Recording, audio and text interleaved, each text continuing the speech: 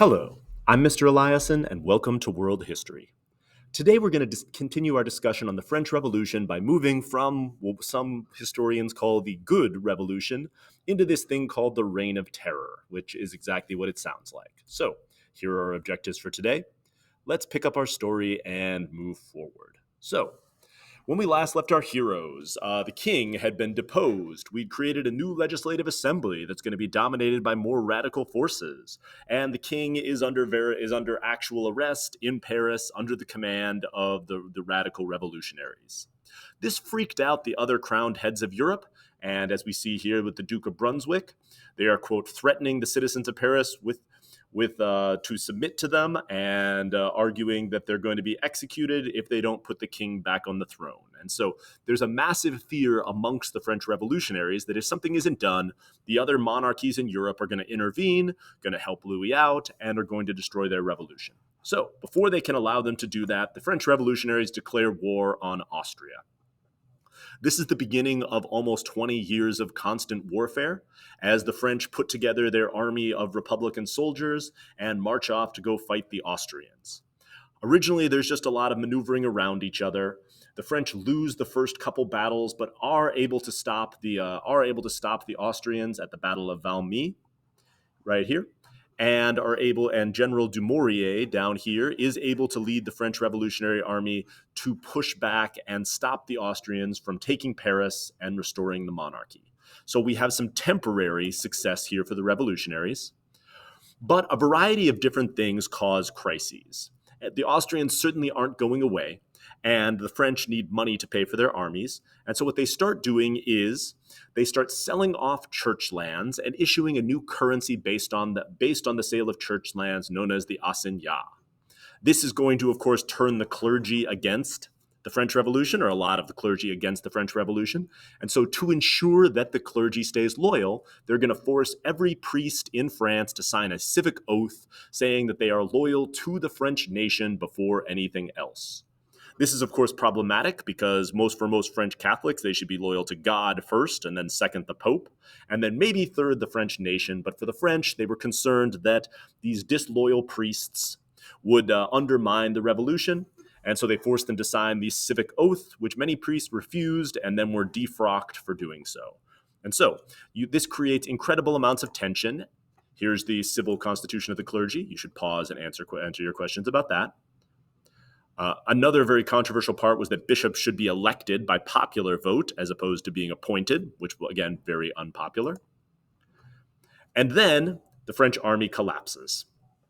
General Dumouriez ends up, after a massive defeat, General Dumouriez ends up defecting to the enemy, and the French revolutionaries are now absolutely desperate. The Austrians mostly have a clear path to Paris, and it seems like this French Revolution might be more short-lived than they had hoped. Because in addition to an Austrian army marching in from the frontiers, you're going to get a series of revolts in various areas of France against the revolution.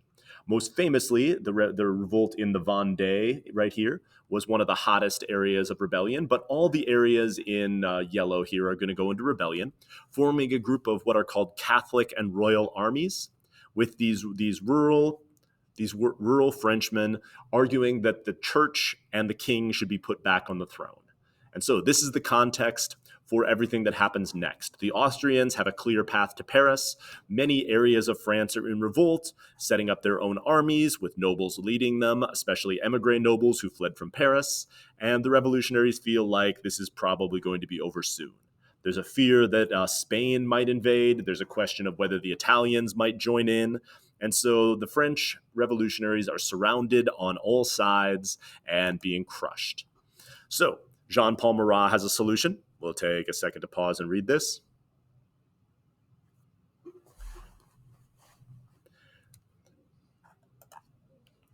And so with this context, the Parisians decide that it's time to put people's heads on spikes. They break into the prisons and kill all the prisoners in order to prevent them, if Paris is taken, from escaping. And they decide that it's time to get rid of the National Assembly. And so the Jacobins, led by Georges Danton here, stage an insurrection, seize control of the government, and establish a new ruling body known as the Committee of Public Safety that's going to be directing things from here on out. Technically, there's still a legislative assembly, but they now have absolutely no political power. All the reins of power in France are now held by this Committee of Public Safety, which is going to be making decisions until this whole crisis is solved. First thing they have to do is put the king on trial. And so they put Louis on trial and blame him for basically everything that's gone wrong through this entire process. He is, of course, found guilty and is executed by this new device that has been invented, the guillotine. The guillotine is a weighted blade designed to make executions fair, painless, and egalitarian. And the national razor is going to become an important part of our story going forward. So here's Louis executed by guillotine. Now, regardless of what the Austrians do, they can't put Louis back on the throne because there is his head dripping blood right there. This Committee of Public Safety, originally led by Danton, is pretty quickly taken over by Maximilien Robespierre. They're going to establish policy from here on out, and these 5 guys are going to be running the show and giving directions to the convention, to the National Assembly, and to the legislature. And so all power is now held by the Committee of Public Safety, and it is enforced by the sans-culottes, the armed street fighters who have now taken over the city of Paris. In order to defend France from all of their enemies, they're going to pass what's called the Levee en masse. This is the first ever mass mobilization in European history. It's the idea that every single citizen of the Republic is now going to have some duty to play in the saving of French society. And they're going to put a guy named Lazare Carnot in charge. He's going to become known as the organizer of victory because he's going to organize this new massive French army that is going to be created. Here's the Levee en masse, and I'm just going to read it because it's so important. Quote, "From this moment until that in which the enemy shall have been driven from the soil of the Republic, all Frenchmen are in permanent requisition for the service of the armies. The young men shall go to battle, the married men shall forge arms and transport provisions. The women shall make tents and clothing and shall serve in the hospitals. The children shall turn old linen into lint, and the aged shall betake themselves to the public places in order to arouse the courage of the warriors and preach the hatred of kings and the unity of the Republic."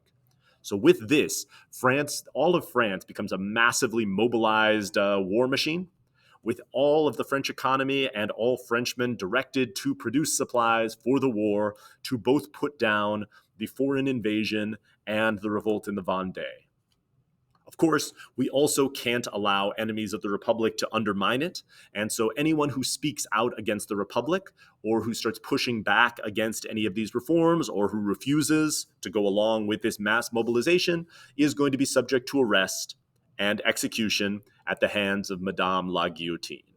And so we're going to see representatives of the revolution going out and finding enemies, accusing people, and then you get called in front of a revolutionary tribunal. And if you are found guilty, there is only one punishment, a shave from the national razor. This expands after the death of Jean-Paul Marat, a woman named Charlotte Cordray, who is terrified of the direction France is going, sneaks into Marat's house and stabs him while he's in the bath. But the death of Marat, far from ending the terror, simply accelerates it, as it's believed that she's a member of a giant counter-revolutionary plot, and that means we need to find and execute more people. The revolutionaries empower representatives on mission to go out and survey both the armies and the local governments with broad power to put anyone to death who they feel is undermining the revolution. They have, quote, unlimited power to supervise the army, and so if the army loses a battle, general gets killed. If the government doesn't provide enough troops, local government gets killed.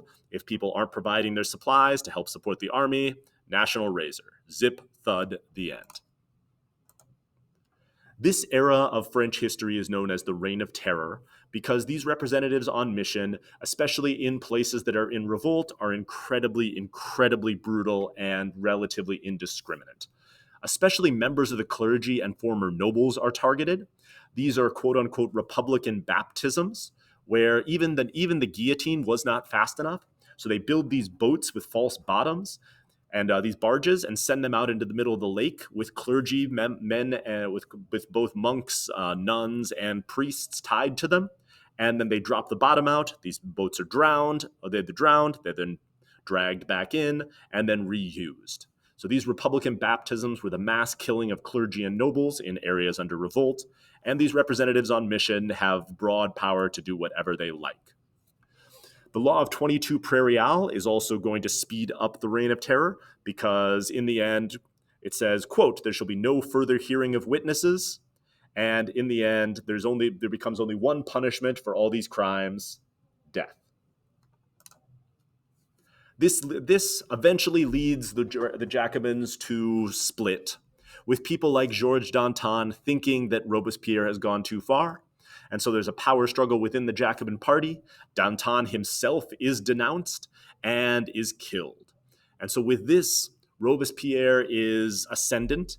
He has more or less all power in France, and he is running the show from the Committee of Public Safety, and anyone who opposes him, zip, thud, the end.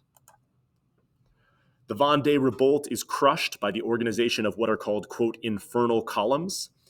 A guy named Westermann is responsible for this, and you should read this because it's terrifying. The actual crushing of the Vendée was not quite as dramatic as he mentioned it, but it still has the effects of this still resonate in these areas of Western France today. Robespierre then decides that we need to wipe out all parts of the old society and create this new thing called a Republic of Virtue. We go through a period of radical de-Christianization, with churches being destroyed and new altars being dedicated to philosophy. And Robespierre creates a new religion called the Cult of the Supreme Being, which is supposed to be a universal religion that's going to appeal to everybody.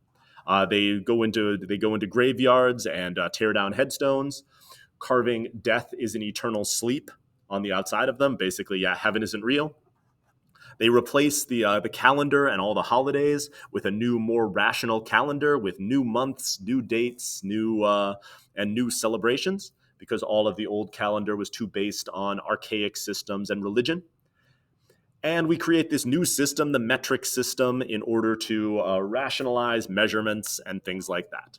So, the Republic of Virtue is Robespierre's attempt to completely remake society in this new, perfect, rational model, with anyone who opposes this being killed by Madame la Guillotine.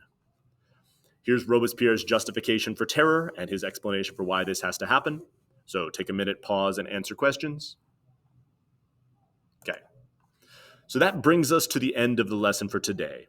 Robespierre is ascendant. The Republic of Virtue is just around the corner. As soon as a few more enemies of the Republic are killed, France is going to be a perfect model of rational government.